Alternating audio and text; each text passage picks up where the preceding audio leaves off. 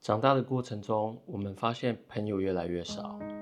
有些以前的朋友好像现在跟你活在不一样的世界，自己清楚知道那些友情已经不在了，但又想主动联络，不想失去他。欢迎来到提姆手中线，我是提姆，是一名瑞典精神科医师，先前做过脑部研究。这个频道是以科学的角度让大家认识自己，运用宇宙法则来看待人生、自我成长。在我继续说下去之前，不管是新朋友或是老朋友，对今天的主题或是自我成长相关主题有兴趣的话，你可以为这个影片点赞，并订阅我的频道，同时开启小铃铛，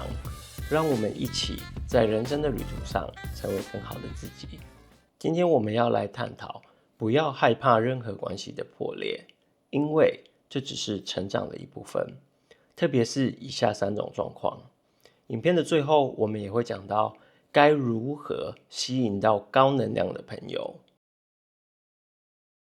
当你发现自己与老朋友之间的共同话题越来越少，联络也越来越少，不妨正面看待这种变化。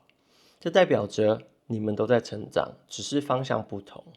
在内心给予祝福吧，不用刻意去维护着友情，也不用去怀疑是不是自己不够好，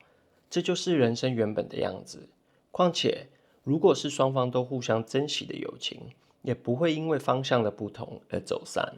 其实这一点我感触很深，大约在10年前，出国后的不久就发现，朋友大约一半不见了。那时有点感慨，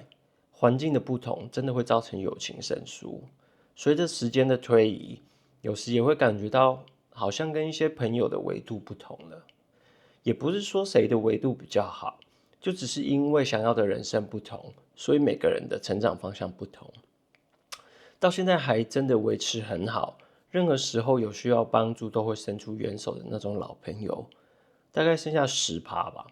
其实我很感激还有这些好朋友留在我的人生里，这也是很珍惜彼此友情的印证。所以放开一点，真正高价值的友谊是会自动留下的。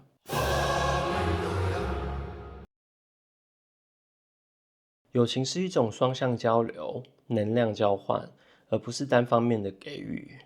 如果发现自己总是在不平等的关系中付出，甚至对方不断的主动索取，却也不是对你的事情太关心，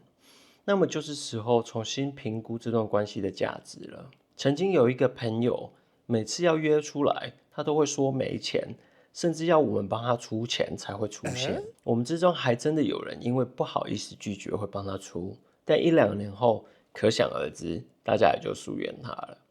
其实说真的，也不是每次大家聚会就会花很多钱，顶多就是吃个饭啊，或是去绿盖喝喝饮料。绿盖好像年代有点久远，现在台湾还有绿盖吗？大家留个言帮我解答一下，谢谢。话说回来，友情是绝对不能建立在单方面不停的付出，这绝对要斩断。我相信很多人都有过类似的经验，这种时候重要的是学会辨认这样的关系，并且要懂得说不。这不仅仅是自我保护，也是对自己时间和能量的尊重。把精力留给自己和那些能互相成就的友谊。我知道有些人很善良，对只索取但不给予的人一直付出，他们可能没想到，太善良反而是害到自己，内耗自己，失去了自我尊重，有点像是对别人太好，但对自己好像不怎么好。但我们不应该是最爱自己、对自己最好的人吗？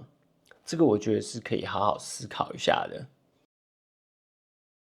周遭总会有一些负面评论家，类似像酸民吧，似乎总有无尽的建议要给你，告诉你怎么做比较好，甚至是否定你、不看好你、唱衰你的那种人。这种人呢，无所不在，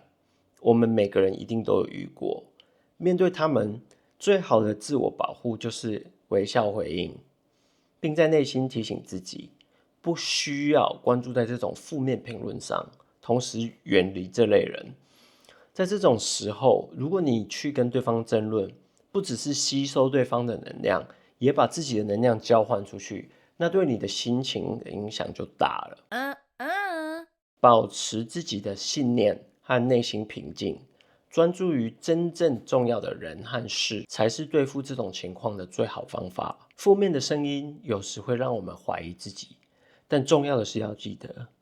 自己的价值不是由他人的评价来决定的。毕竟，我们不是活在别人的嘴里。他人可能说三道四，但我们是自己选择是否要将这些话放在自己的心上。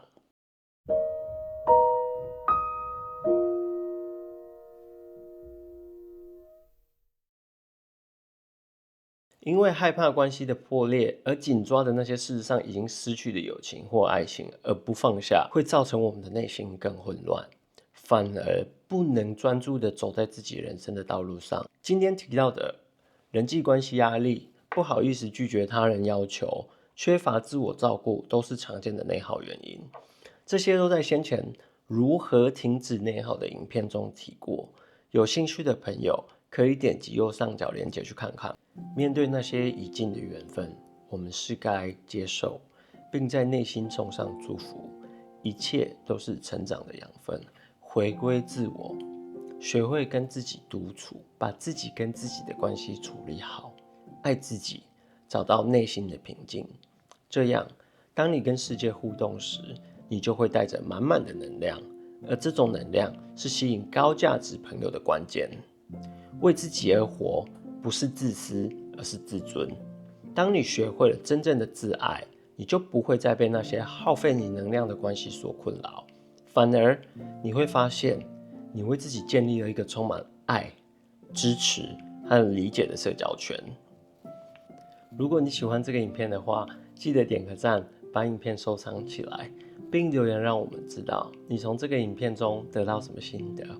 想要跟着我一起用科学的角度以及运用宇宙法则来自我成长，记得订阅并开启小铃铛，这样每当我分享新内容时，你都能第一时间知道。